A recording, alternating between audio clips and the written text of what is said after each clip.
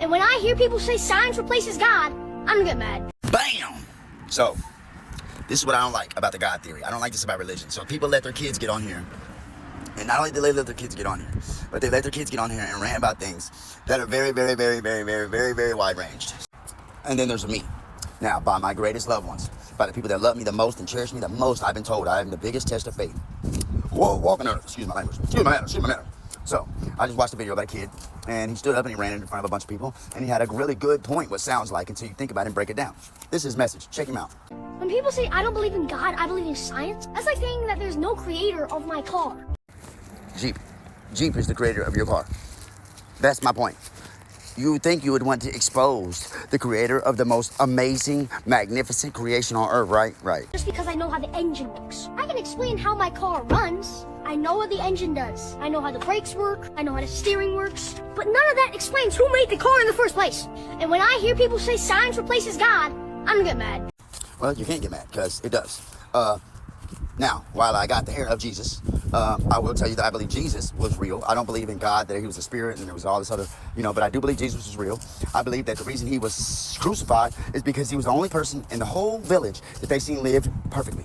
He lived perfectly. He didn't have no hate in his heart. He didn't have a bad sleeping schedule. He didn't eat pork on Sundays. He didn't eat motherfucking nothing. He was just cold with it. He was nice. He always turned the other cheek. He gave everything he had, and people didn't understand that. So with that being said, he wrote a rule book on how to live life perfect in harmony. Because when he got crucified, he was totally happy. That's heaven. Heaven is being totally happy when you pass. Simple as that. And I'm not trying to knock religion. That's not what I'm trying to do. But I do believe that if you're going to believe in something, you need to believe in it wholeheartedly. You shouldn't have a question. You shouldn't double think it. You shouldn't second guess it. You shouldn't wonder why you're believing it. You shouldn't do it just because other people are doing it. The reality is, your time is priceless. You are a divine energy that is walking amongst this earth that is superficial. We are an anomaly. One time on earth would this be able to happen. Would the world be able to create humans? And reality is, we were a frozen ball, and the earth has a bunch of elements. And when the sun thawed us out, all the elements were free. They haven't been separated into their natural climate yet. You know what I mean? So all these elements came together and they made one great human, right? Now, they was able to produce because one was able to be produced and then thousands were able to be produced. Now, that being said, I think we're a mold because you gotta think about logically. The sun thawed out the earth that was a frozen ball of ice. We were a hot, wet, in the dark ass space planet. Now, I don't know about you, but when I put my food in a dark, hot, wet, moist area, I get moldy sandwiches. You feel me?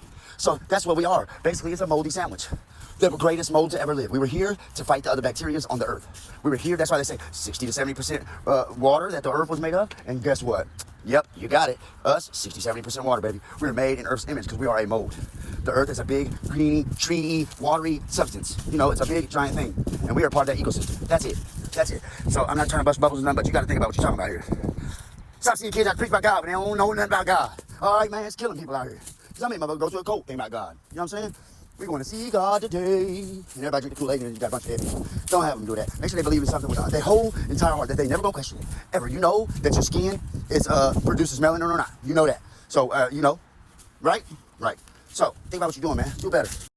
Don't forget to engage on your way out the door. God's watching you. You better engage with this post. You better hit all them buttons on the side. Every one of them. I'm not playing either. But every button. Every motherfucking button. And you got to do the little doohickeys too. Hold down the comment bubble. You know what I'm saying? Do the repost comment. You feel me? Go on and get it in.